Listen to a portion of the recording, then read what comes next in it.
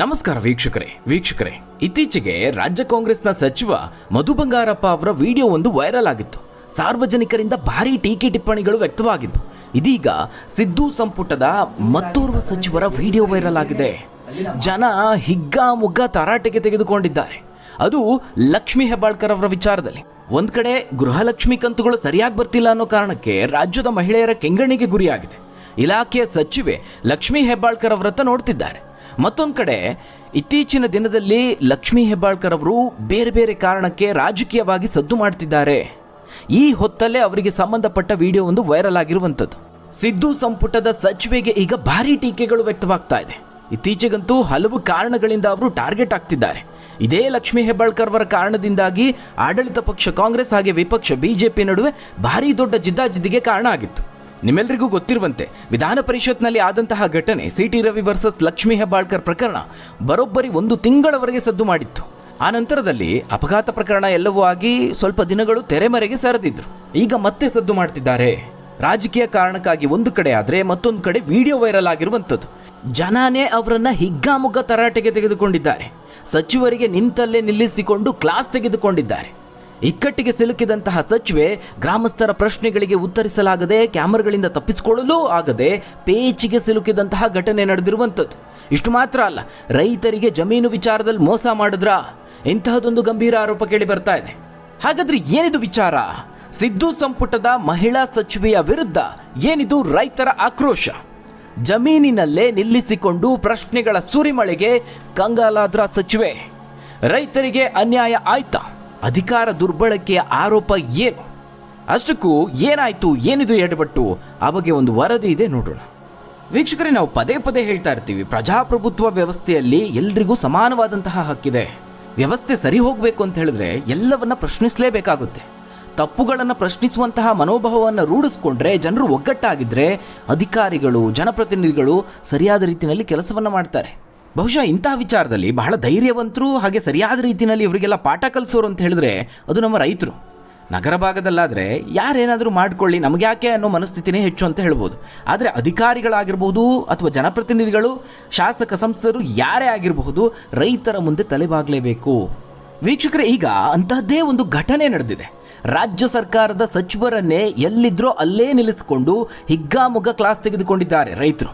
Sugar factory ವಿಚಾರಕ್ಕೆ ಲಕ್ಷ್ಮೀ ಹೆಬ್ಬಾಳ್ಕರ್ ಹಾಗೆ ಅವರ ಪುತ್ರ ಸಹೋದರನನ್ನ ಜನರೇ ತರಾಟೆಗೆ ತೆಗೆದುಕೊಂಡಿರುವಂಥದ್ದು.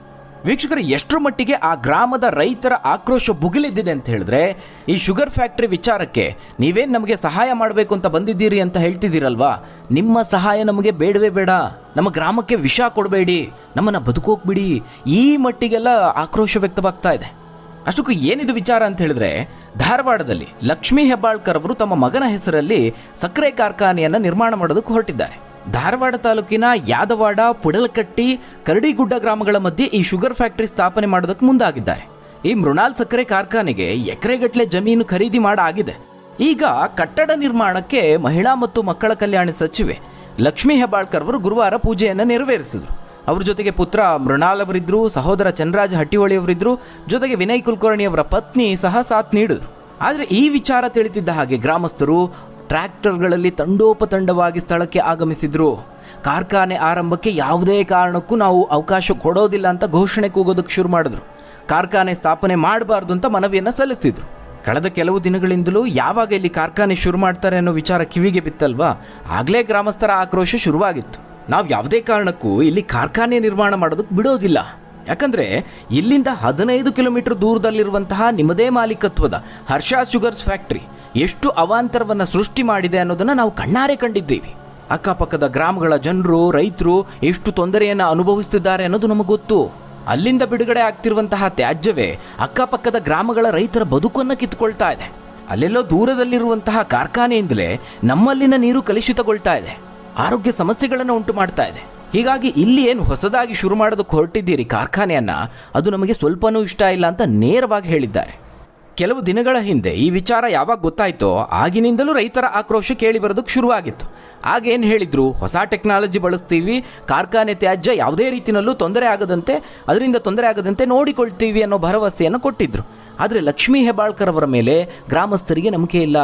ಅಲ್ಲಿದ್ದ ಸಚಿವರಾಗಲಿ, ಅವರ ಮಗ ಆಗಲಿ ಅಥವಾ ಅವರ ಸಹೋದರ ಆಗಲಿ ಉತ್ತರ ಕೊಡೋದಕ್ಕೂ ಆಗದಂತಹ ಪ್ರಶ್ನೆಯನ್ನು ರೈತರು ಮುಂದಿಟ್ಟರು. ನೋಡಿ ರೈತರು ಎಷ್ಟು ಬುದ್ಧಿವಂತರಿದ್ದಾರೆ ಅಂತ. ಅವರು ಯಾವ ಪ್ರಶ್ನೆಯನ್ನು ಮುಂದಿಟ್ಟರು ಅಂತ ಹೇಳಿದ್ರೆ, ನೀವೇನು ಟೆಕ್ನಾಲಜಿ ಬಳಸ್ತೀವಿ ಅಂತ ಹೇಳ್ತಿದ್ದೀರಲ್ವ, ಅದನ್ನು ಮೊದಲು ನಿಮ್ಮದೇ ಮಾಲೀಕತ್ವದ ಮತ್ತೊಂದು ಕಾರ್ಖಾನೆ ಇದೆಯಲ್ಲ ಹರ್ಷ ಶುಗರ್ಸ್, ಅದರಲ್ಲಿ ಮೊದಲು ಅದನ್ನು ಅಳವಡಿಸಿ. ಈಗಾಗಲೇ ಆಪರೇಷನ್ನಲ್ಲಿರುವಂತಹ ಕಾರ್ಖಾನೆಯಲ್ಲೇ ಆ ಹೊಸ ಟೆಕ್ನಾಲಜಿಯನ್ನು ನೀವು ಬಳಸಿಲ್ಲ ಅಂತ ಹೇಳಿದ್ರೆ, ಈಗ ಹೊಸ ಕಾರ್ಖಾನೆಯಲ್ಲಿ ಏನು ಮಾಡೋಕ್ಕೆ ಹೊರಟಿದ್ದೀರಾ, ಅದರಲ್ಲಿ ಮಾಡ್ತೀರಾ ಅಂತ ಹೇಗೆ ನಂಬೋದು? ಹೀಗಾಗಿ ನಮಗೆ ನಿಮ್ಮ ಸಹವಾಸನೆ ಬೇಡ, ನೀವೇನಾದರೂ ಅದನ್ನೂ ಮೀರಿ ಕಾರ್ಖಾನೆ ಶುರು ಮಾಡ್ತೀರಿ ಅಂತ ಹೇಳಿದ್ರೆ ನಾವು ಉಗ್ರವಾದ ಹೋರಾಟವನ್ನು ಮಾಡ್ತೀವಿ ಅಂತ ನೇರವಾಗಿ ಎಚ್ಚರಿಕೆಯನ್ನು ಕೊಟ್ಟಿದ್ದಾರೆ.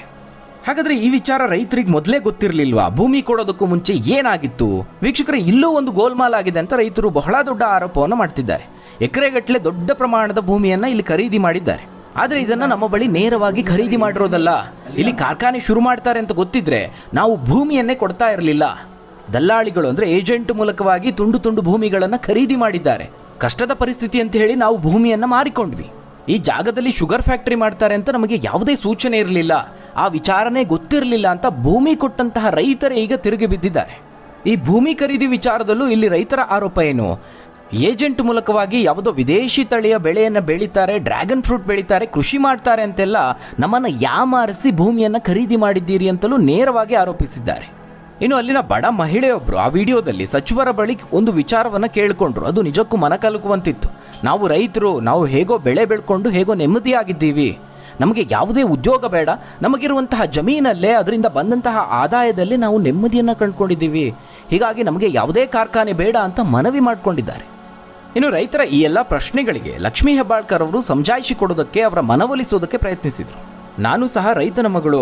ರೈತರು ಕಬ್ಬು ಬೆಳೆಗಾರರಿಗೆ ಅನುಕೂಲ ಆಗೋ ರೀತಿಯಲ್ಲಿ ಸಕ್ಕರೆ ಕಾರ್ಖಾನೆಯನ್ನು ಸ್ಥಾಪನೆ ಮಾಡ್ತಾ ಇದ್ದೀವಿ. ನಿಮಗಾಗುವಂತಹ ಸಮಸ್ಯೆಗಳಿಗೆ ಸಮಜಾಯಿಷಿ ಕೊಡೋದಕ್ಕೆ ಚರ್ಚೆಗೆ ಸಿದ್ಧ ಅಂತ ಹೇಳಿದ್ರು. ಇನ್ನು ಪಕ್ಕದಲ್ಲೇ ಇದ್ದಂತಹ ಹರ್ಷ ಶುಗರ್ಸ್ನ MD ಚನ್ನರಾಜ ಹಟ್ಟಿಹೊಳಿ ಅವರು ಮಾತನಾಡಿ, ಜರ್ಮನ್ ತಂತ್ರಜ್ಞಾನವನ್ನು ಬಳಸಿ ಪರಿಸರ ಸ್ನೇಹಿ ಕಾರ್ಖಾನೆಯನ್ನು ಸ್ಥಾಪನೆ ಮಾಡ್ತೀವಿ, ಆಧುನಿಕ ತಂತ್ರಜ್ಞಾನದಿಂದ ಜಲ ಮತ್ತು ವಾಯು ಮಾಲಿನ್ಯ ಆಗೋದಿಲ್ಲ ಅಂತ ಹೇಳಿದ್ರು. ಆದರೆ ಈ ಸಮಜಾಯಿಷಿಗೆ ರೈತರು ಮಾತ್ರ ಬಗ್ಗಲಿಲ್ಲ. ಇಲ್ಲೇ ಹತ್ತಿರದಲ್ಲೇ ನಿಮ್ಮದೇ ಹರ್ಷ ಶುಗರ್ಸ್ ಇದೆ, ಅಲ್ಲೂ ಇದೇ ಭರವಸೆಯನ್ನು ಕೊಟ್ರಿ. ಆದರೆ ಈಗ ಅಲ್ಲಿನ ರೈತರು, ಗ್ರಾಮಸ್ಥರು ಹಲವಾರು ಸಮಸ್ಯೆಯನ್ನು ಎದುರಿಸ್ತಾ ಇದ್ದಾರೆ. ನಮ್ಮ ಎಚ್ಚರಿಕೆಯನ್ನು ಮೀರಿ ಸ್ಥಾಪನೆ ಮಾಡ್ತೀರಿ ಅಂತ ಹೇಳಿದ್ರೆ ನಾವು ಮುಂದಿನ ಹೋರಾಟವನ್ನು ಮಾಡ್ತೀವಿ ಅಂತ ಗ್ರಾಮಸ್ಥರು ಎಚ್ಚರಿಕೆಯನ್ನು ಕೊಟ್ಟರು. ಇದರಿಂದ ಪೇಚಿಗೆ ಸಿಲುಕಿದಂತಹ ಸಚಿವೆ ಮಾಧ್ಯಮದವರ ಎದುರು ಚರ್ಚೆ ಮಾಡೋದು ಬೇಡ, ಏಕಾಏಕಿ ತಲೆಗೆ ಬಂದೂಕಿಟ್ಟು ಪ್ರಶ್ನೆ ಮಾಡಿದ್ರೆ ಹೇಗೆ ಅಂತ ಸಚಿವರು ರೈತರನ್ನು ಸಮಾಧಾನಪಡಿಸೋದಕ್ಕೆ ಮುಂದಾದರು. ಇನ್ನು ವೀಕ್ಷಕರೇ, ಮತ್ತೊಂದು ವಿಚಾರ ಅಂತ ಹೇಳಿದ್ರೆ, ಅಲ್ಲಿನ ಗ್ರಾಮ ಪಂಚಾಯಿತಿಯಲ್ಲೂ ಈ ಬಗ್ಗೆ ಚರ್ಚೆ ಮಾಡಿ ಯಾವುದೇ ಕಾರಣಕ್ಕೂ ಕಾರ್ಖಾನೆಗೆ ಅವಕಾಶ ಕೊಡಬಾರ್ದು ಅನ್ನೋ ನಿರ್ಣಯಕ್ಕೆ ಬಂದಿದ್ದಾರೆ. ಅದರ ಜೊತೆಗೆ ಸಚಿವರ ವಿರುದ್ಧವಾಗಿ ಅಧಿಕಾರ ದುರ್ಬಳಕೆಯ ಆರೋಪವನ್ನು ಮಾಡಿದ್ದಾರೆ. ನಾವು ಗಲಾಟೆ ಮಾಡೋದಕ್ಕೆ ಬಂದಿಲ್ಲ, ಆದರೂ ಪೊಲೀಸ್ ಅಧಿಕಾರಿಗಳು ಸಿಬ್ಬಂದಿಯನ್ನು ನಿಯೋಜನೆ ಮಾಡಿದ್ದೀರಿ, ಗ್ರಾಮದಲ್ಲಿ DAR ತುಕಡಿ ನಿಯೋಜನೆ ಮಾಡಿದ್ಯಾಕೆ? ಅಧಿಕಾರ ದುರ್ಬಳಕೆ ಮಾಡಿಕೊಂಡು ಹೆದರಿಸುವಂತಹ ತಂತ್ರ ಮಾಡಬಾರ್ದು ಅಂತ ಗ್ರಾಮಸ್ಥರು ಘೋಷಣೆ ಕೂಗಿದ್ದಾರೆ. ಕೇವಲ ಇದು ಮಾತ್ರ ಅಲ್ಲ, ಮತ್ತೊಂದು ಆರೋಪ ಮಾಡಿದ್ದಾರೆ. ಈ ಕಟ್ಟಡ ನಿರ್ಮಾಣದ ಪೂಜಾ ಕಾರ್ಯಕ್ರಮದ ಹಿಂದಿನ ದಿನ ಕರಡಿಗುಡ್ಡ ಗ್ರಾಮ ಪಂಚಾಯಿತಿಯ ಸ್ವಚ್ಛವಾಹಿನಿಯ ದುರ್ಬಳಕೆ ಮಾಡಿಕೊಂಡಿದ್ದಾರೆ ಅನ್ನೋ ಆರೋಪ ಮಾಡಿದ್ದಾರೆ. ಮೃಣಾಲ್ ಸಕ್ಕರೆ ಕಾರ್ಖಾನೆ ಭೂಮಿ ಪೂಜೆಯಲ್ಲಿ ಎಲ್ಲರೂ ಪಾಲ್ಗೊಳ್ಳಬೇಕು ಅಂತ ಸ್ವಚ್ಛವಾಹಿನಿಯ ಮೈಕ್ನಲ್ಲಿ ಗ್ರಾಮದ ತುಂಬೆಲ್ಲ ಪ್ರಚಾರ ಮಾಡಲಾಗಿತ್ತು ಅನ್ನೋ ಆರೋಪ ಇದೆ. ಒಟ್ಟಾರೆಯಾಗಿ ವೀಕ್ಷಕರೇ, ಅಲ್ಲಿನ ಗ್ರಾಮಸ್ಥರು ಇದನ್ನು ಇಲ್ಲಿಗೆ ಬಿಡುವಂತೆ ಕಾಣಿಸ್ತಾ ಇಲ್ಲ. ಈ ವಿಡಿಯೋ ಈಗ ಸೋಷಿಯಲ್ ಮೀಡಿಯಾದಲ್ಲಿ ಬಹಳ ವೈರಲ್ ಆಗಿದೆ. ವಿಡಿಯೋ ನೋಡಿದಂಥವರು ಸಹ ರೈತರ ಪರವಾಗಿ ಧ್ವನಿ ಎತ್ತುತ್ತಾ ಇದ್ದಾರೆ. ಇತ್ತೀಚೆಗೆ ಲಕ್ಷ್ಮೀ ಹೆಬ್ಬಾಳ್ಕರ್ ಅವರು ಬೇರೆ ಬೇರೆ ಕಾರಣಕ್ಕಾಗಿ ಟಾರ್ಗೆಟ್ ಆಗ್ತಿದ್ದಾರೆ, ಸಖತ್ ಸದ್ದು ಮಾಡ್ತಿದ್ದಾರೆ ಅಂತ ಹೇಳ್ಬೋದು. ನಿಮ್ಮೆಲ್ಲರಿಗೂ ಗೊತ್ತಿರುವಂತೆ ಕಳೆದ ಕೆಲವೇ ತಿಂಗಳ ಹಿಂದಷ್ಟೇ ಅವರು ಪ್ರಯಾಣ ಮಾಡ್ತಿದ್ದ ಕಾರು ಅಪಘಾತಕ್ಕೀಡಾಗಿತ್ತು. ಆ ವಿಚಾರದಲ್ಲೂ ಒಂದಷ್ಟು ಮಾತುಗಳು ಕೇಳಿ ಬಂದವು. ವಿಪಕ್ಷದ ಕೆಲವರು ಆ ಅಪಘಾತದ ಕುರಿತಾಗಿಯೂ ಅನುಮಾನವನ್ನು ವ್ಯಕ್ತಪಡಿಸಿದ್ರು. ಕಾರಲ್ಲಿ ಹಣ ಇತ್ತು, ನಾಯಿ ಅಡ್ಡ ಬಂದಿದ್ದಲ್ಲ, ಅದಕ್ಕೆ ಬೇರೆನೇ ಕಾರಣ ಇದೆ ಅಂತ ಒಂದಷ್ಟು ಆರೋಪಗಳನ್ನು ಮಾಡಿದ್ರು. ಇನ್ನು ಬೆಳಗಾವಿ ರಾಜಕಾರಣದ ವಿಚಾರದಲ್ಲಿ ಸ್ವಪಕ್ಷದ ಸತೀಶ್ ಜಾರಕಿಹೊಳಿ ಅವರ ಜೊತೆಗೇನೆ ಒಂದು ಶೀತಲ ಸಮರ ಇದೆ. ಇದು ಸಹ ಬಹಳ ಜಟಾಪಟಿಗೆ ಕಾರಣ ಆಯಿತು.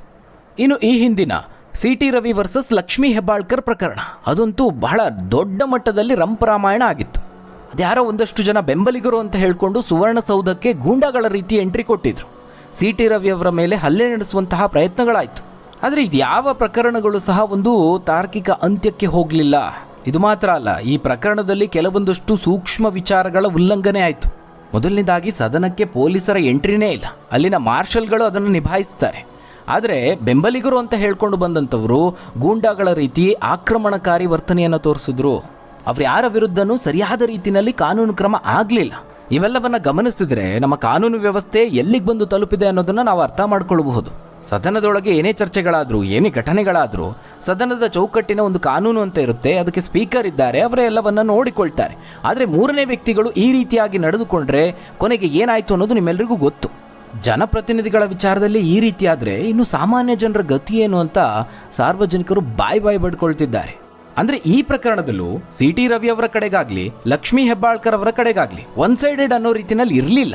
ಎರಡೂ ಕಡೆಗೂ ಪರಾವಿರೋಧದ ಮಾತುಗಳು ಕೇಳಿ ಬಂದು ಒಟ್ಟಾರೆಯಾಗಿ ಇತ್ತೀಚಿನ ದಿನದಲ್ಲಿ ರಾಜಕೀಯವಾಗಿ ಲಕ್ಷ್ಮೀ ಹೆಬ್ಬಾಳ್ಕರ್ ಅವರು ಸಖತ್ ಸದ್ದು ಮಾಡ್ತಿದ್ದಾರೆ ಅಂತ ಹೇಳ್ಬೋದು.